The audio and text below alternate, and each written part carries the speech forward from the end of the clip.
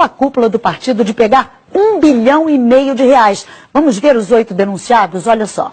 O ex-presidente Lula aparece na denúncia como chefe e grande idealizador do esquema. E em seguida, a ex-presidente Dilma Rousseff vem como a grande negociadora na compra de apoio, junto com os ex-ministros Antônio Palocci, Guido Mantega, Edinho Silva e Paulo Bernardo.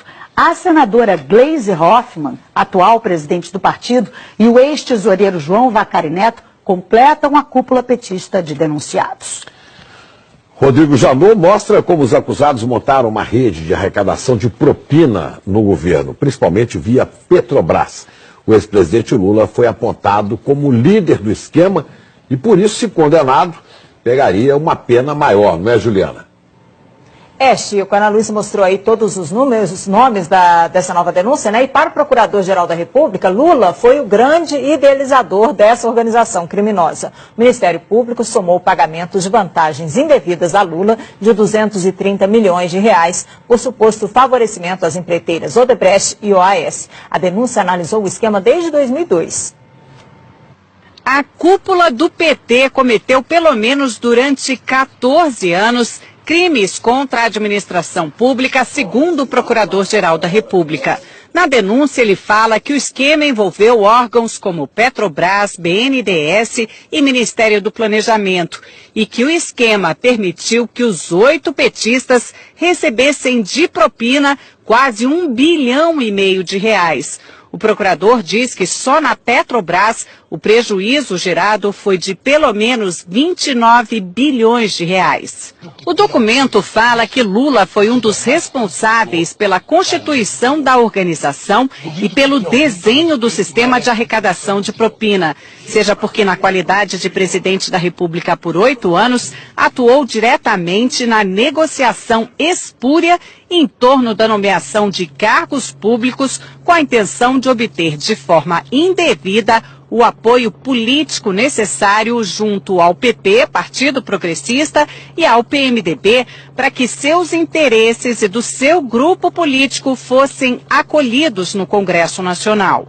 O procurador diz ainda, no lugar de negociações políticas, temos negociatas ilícitas, nas quais a moeda de troca não era simplesmente divisão de poder para governar, mas sim a compra de apoio político com a utilização de dinheiro público. Rodrigo Janot define o ex-presidente Lula desse jeito, o grande idealizador da organização criminosa. E detalha os papéis de cada um dos denunciados. Relata que Lula, Dilma e o ex-ministro Antônio Palocci negociaram com o PMDB da Câmara apoio em troca de cargos públicos relevantes que poderiam ser instrumentalizados, como de fato foram, para a arrecadação de propina. Diz que o ex-tesoureiro João Vacari era o responsável pela cobrança de propina no varejo junto às diversas empresas que se relacionavam com o governo federal durante os governos Lula e Dilma. E que os ex-ministros Antônio Palocci e Guido Mantega eram os interlocutores diretos de Lula e Dilma nas negociações que envolviam a cobrança de propina em valores mais relevantes. A senadora e hoje presidente nacional do PT, Gleisi Hoffmann, e o ex-ministro Paulo Bernardo, segundo a denúncia, não apenas davam suporte ao esquema ilícito montado, como também operaram diretamente a cobrança de propina no Ministério do Planejamento. Diz ainda que Gleisi foi uma das mais beneficiadas nos esquemas ilícitos mantidos pela organização criminosa na Petrobras, no Ministério do Planejamento, junto ao Odebrecht e a JF. O procurador fala que o ex-ministro, hoje prefeito de Araraquara, Edinho Silva, teve uma participação mais relevante na organização na qualidade de coordenador da campanha presidencial de Dilma de 2014, quando substituiu Vacari na missão de arrecadar valores ilícitos em benefício daquela campanha. E afirma que a ex-presidente Dilma integrou a organização desde 2003, quando assumiu a convite de Lula o Ministério de Minas e Energia. A denúncia afirma que desde ali contribuiu decisivamente para que os interesses privados negociados em troca de propina pudessem ser atendidos, especialmente no âmbito da Petrobras, da qual foi presidente do Conselho de Administração entre 2003 e 2010. Outro trecho do documento diz que chama atenção a quantidade de contas correntes de propina mantidas pelos petistas junto a grupos empresariais dominantes no cenário econômico brasileiro. Foram identificadas pelo menos 5 contas instituídas em benefício do grupo político dos 8 petistas denunciados, junto a Odebrecht, JIF, OS, UTC, ao escritório de advocacia de Guilherme Gonçalves, além do ajuste de propina com dirigentes da Andrade Gutierrez. A Procuradoria quer que os 8 denunciados paguem juntos 6,8 bilhões de reais. Seriam 6 bilhões e meio de reais para a Petrobras, mais 150 milhões de reais por danos materiais e outros 150 milhões por danos morais, por lesões à ordem econômica, à administração da justiça e à administração pública. O procurador-geral, Rodrigo Janot, quer que os 8 petistas sejam condenados pelo crime de participação em organização criminosa, com pena maior para o ex-presidente Lula apontado como líder. Apesar de nem todos terem foro privilegiado, como Gleice Hoffmann é senadora, essa denúncia foi feita aqui no Supremo.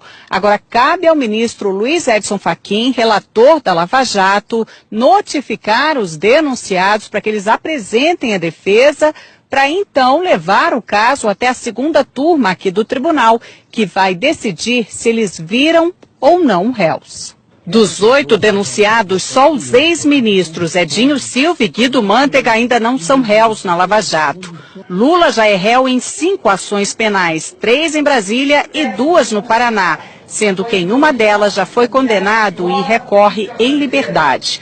No Congresso, petistas não quiseram falar de jeito nenhum sobre a nova denúncia, que acabou repercutindo em outros partidos. O que nós vimos diante da denúncia é que o PT não apenas governou um país, mas uma máquina de corrupção para financiar um projeto de poder. É algo que pode dar em todos nós um certo desânimo, desencanto, mas é também algo que tem que dar alguma esperança de que pelo menos esse tipo de prática está sendo denunciado e os crimes estão sendo apurados.